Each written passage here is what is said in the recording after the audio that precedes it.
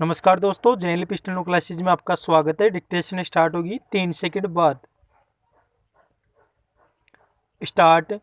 किसी भी देश में लोकतंत्र अपने नतीजे में भ्रामक हो सकता है, अगर वहां चुनाव में वोट लेने के लिए राजनीतिक दल मतदाताओं को पैसे या तोहफों का प्रलोभन दे, लेकिन हमारे यहाँ ऐसी शिकायतें आम पाई जाती रही है, जिसमें किसी पार्टी के उम्मीदवार की ओर से अपने चुनाव क्षेत्र में वोट के बदले अघोषित रूप से धन या कोई अन्य सामान देने का आश्वासन दिया जाता है, लेकिन यह प्रवृत्ति तब ज़्यादा अफसोसनाक शक्ल आखिर कर लेती है, जब राजनीतिक पार्टियां खुलेआम अपनी चुनावी सभाओं का या यहाँ तक घोषणा पत्रों तक में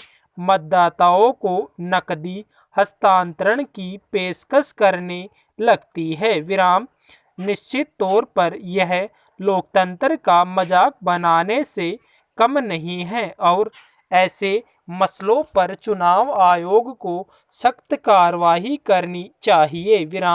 विडंबना यह है कि न तो चुनाव आयोग अपनी ओर से ऐसे मामलों में कोई पहल करता है और न शिकायतों पर ही गंभीरता दिखाई जाती है, इसलिए दिल्ली उच्च न्यायालय ने बुधवार को चुनाव आयोग से बिल्कुल वाजिब सवाल किया है कि उसने उन राजनीतिक दलों के खिलाफ कार्रवाई क्यों नहीं की, जिन्होंने भ्रष्ट आचरण पर दिशा निर्देशों का उल्लंघन किया और अपने घोषणा पत्र तक में मतदाताओं को धन देने का प्रस्ताव दिया। इस मसले पर चुनाव आयोग को नोटिस जारी करने के अलावा दिल्ली हाई कोर्ट ने उस याचिका पर केंद्र सरकार से भी जवाब मांगा है, जिसमें दावा किया गया था कि वोट के बदले नोट का वादा जनप्रतिनिधित्व अधिनियम की धारा 123 का उल्लंघन करता है।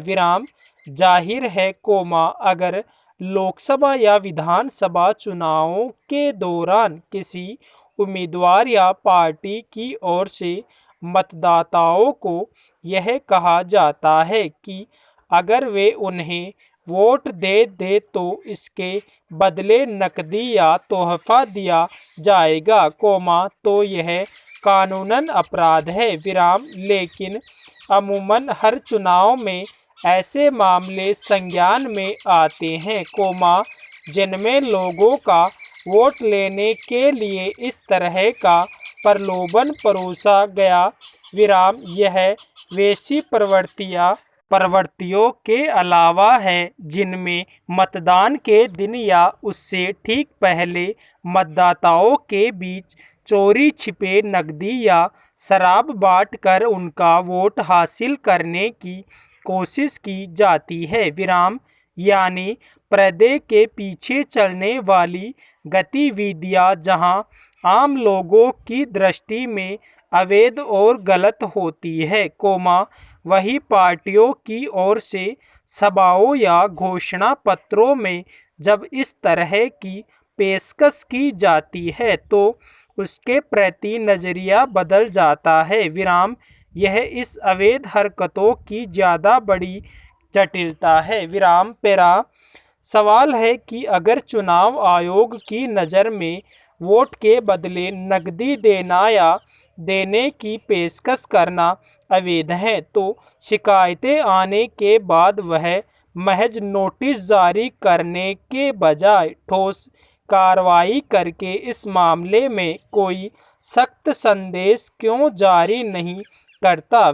यह छिपी बात नहीं है कि चुनावों के दौरान आए दिन सभाओं और भाषणों में वोट हासिल करने के लिए किसी राजनीतिक पार्टी या उनके बड़े नेताओं की ओर से कोई सामान देने या फिर लोगों के खातों में नकदी हस्तांतरण की बातें कही जाती है विराम। ऐसे में मतदाता अपनी समस्याओं या अभाव के व्यापक स्वरूपों और मूल कारणों की अनदेखी करके ऐसी बातों के प्रभाव में आ जा सकता है विराम। यानी एक तरह से यह प्रवृत्ति मतदाताओं के विवेक को बाधित कर उन्हें बरगला कर वोट लेने की कोशिश है विराम। यह ध्यान रखने की जरूरत है कि अगर लोगों को उनके अधिकारों को लेकर जागरूक करने के बजाय प्रलोभन या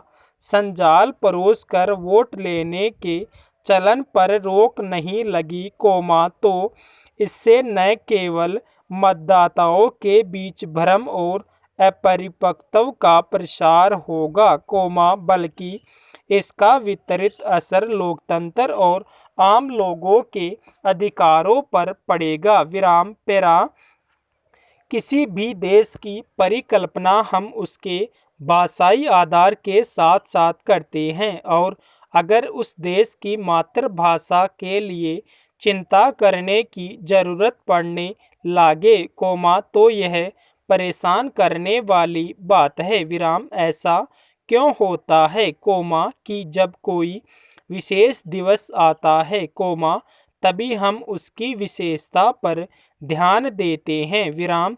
उसी तरह आज हमारी मातृभाषा के साथ बर्ताव हो रहा है विराम। आज पूरे भारत में भले ही हिंदी को राजभाषा और आधिकारिक भाषा का दर्जा प्राप्त हो लेकिन ये सिर्फ कहने भर के लिए है विराम। आज़ादी के समय में भाषा का कितना महत्व था विराम यह हम उन महान क्रांतिकारियों के बारे में पढ़कर जान सकते हैं कि कैसे क्षेत्रीय भाषा का इस्तेमाल कर उन्होंने देश की आज़ादी की लड़ाई को एक ठोस रूप दिया विराम। आज हमारी मातृभाषा पर किसी दूसरी भाषा का ज़्यादा प्रभाव पड़ गया है विराम। यह कहा था कि जाता है कि अंग्रेज तो देश को छोड़कर चले गए लेकिन भारत के लोगों के लिए तोहफे में कई ऐसी चीज़ें दे गए जो आज बोझ बन चुकी है विराम। हमारे देश की शिक्षा नीति भी अंग्रेजी को ही बढ़ावा देती है क्योंकि वह लोगों को अवसर प्रदान करती है विराम। हम अंग्रेजी भाषा का प्रयोग करें लेकिन उसकी जगह क्या हो पेरा।